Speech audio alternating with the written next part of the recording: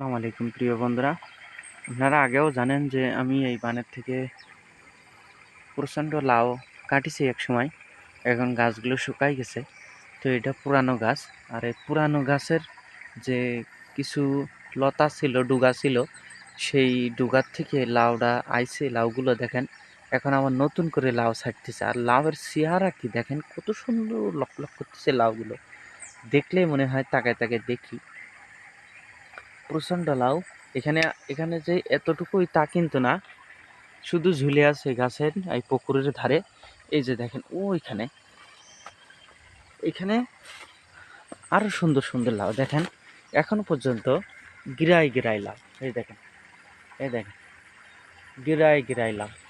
এই যে দেখেন, এখানে পাতার নিচে লাউয়ের অভাব নাই।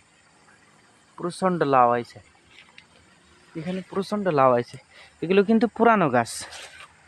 এই পুরানো গাছের থেকে এই লাউ দেখলে মনে হয় তাকায় তাকায় দেখি। অনেক সুন্দর লাউ আইছে।